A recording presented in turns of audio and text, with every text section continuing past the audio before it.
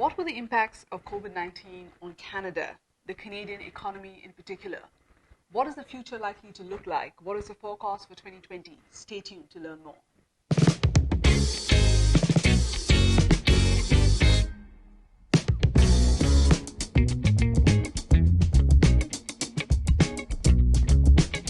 Hello everyone, Namaste aap sabko, Sabri Zanalai, Namaste, welcome back to the channel.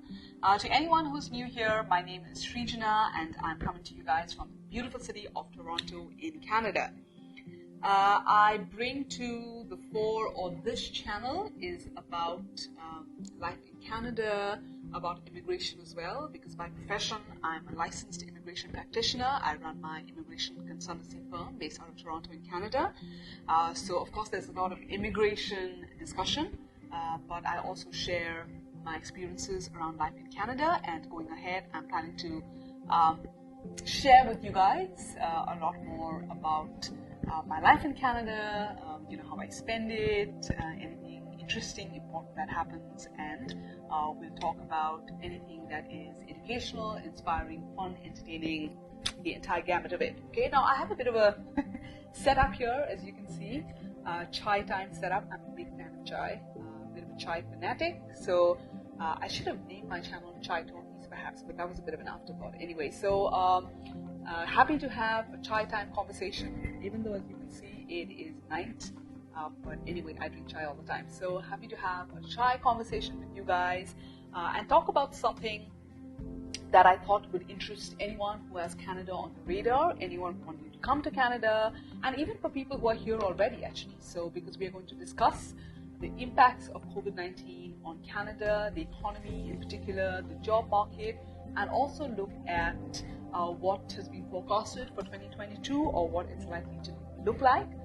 Even though if there's one thing we've learned from COVID-19, it's that we cannot predict a definitive sort of future. So all of the uncertainties and how the Omicron variant and all of that will do, all of that notwithstanding, I will talk to you guys about the forecast for 2022 in terms of the economy, job, immigration, and have a bit of a holistic discussion on what COVID-19 has been like for Canada.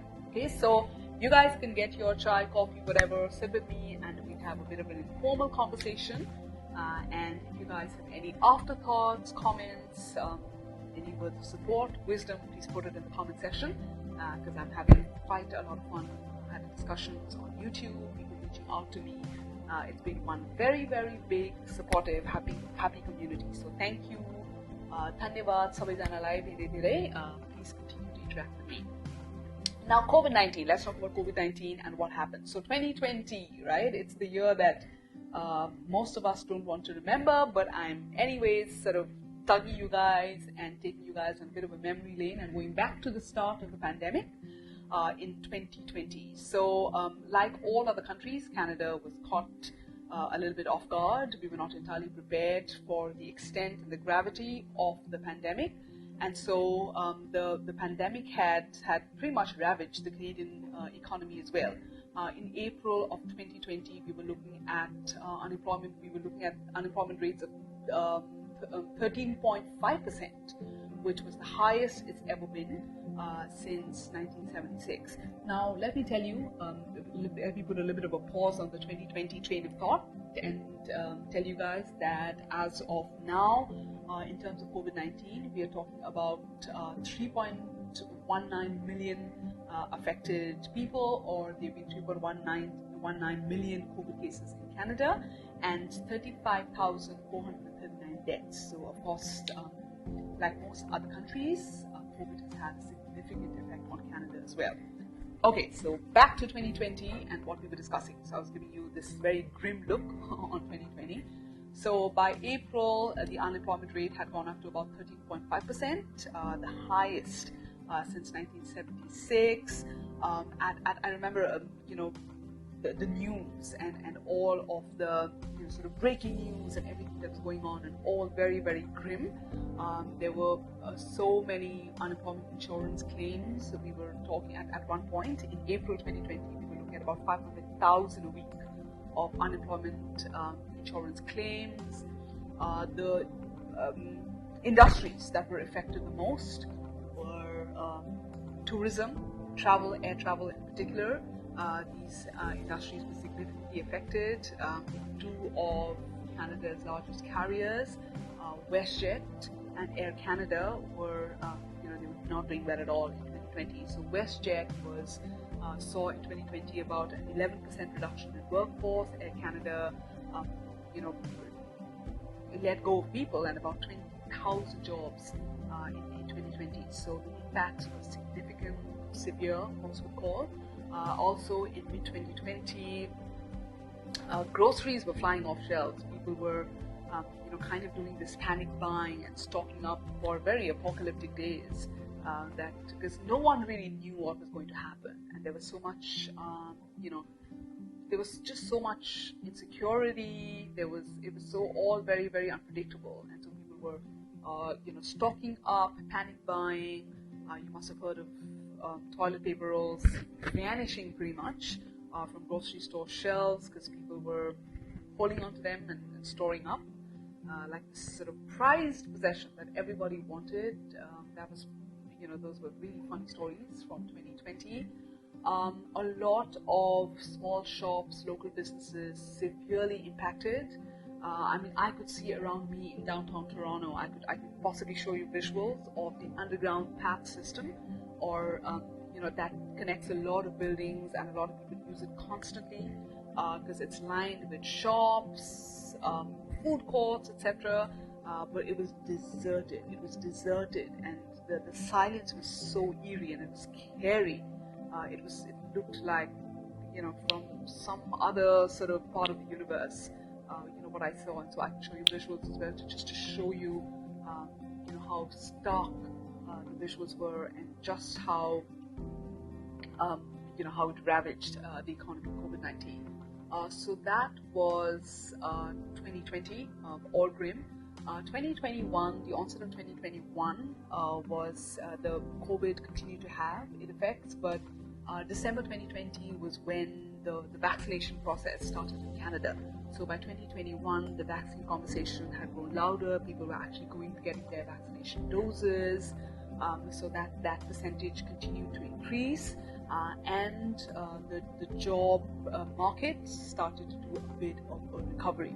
There was a slow transition with people moving to full-time jobs to part-time jobs, and in 2021 overall, actually, there was an addition of 868,000 new jobs to the Canadian job market.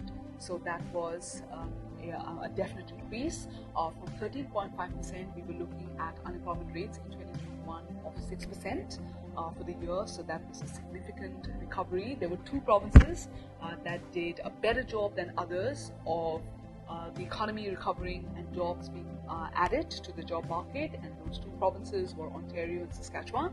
So these two provinces pretty much aided in the recovery process for the Canadian economy on the whole quite a bit. In terms of the job sectors that did well, we were looking largely at manufacturing, construction, and we were looking at education services. So these three sectors helped with the recovery process and jobs being added in. And the positive spin started somewhere in July of 2021. So this is pretty much the 8th straight month of a positive data or positive job market growth as far as the Canadian economy is concerned. So that was 2021. The job market was also aided by newcomers coming into Canada. As you may all know, immigration is quite the backbone of Canadian economy, and so the 400,000 people or permanent residents that Canada had a forecast for and it did achieve in 2021 definitely bolstered the job market as well. For 2022, of course, the immigration forecast figures is at 411,000. So that will continue to aid the growth in the job market, or the addition of jobs to the Canadian economy in general. So immigration is definitely an important pillar of the Canadian economy. So as far as 2022 is concerned, the forecasts are fairly positive.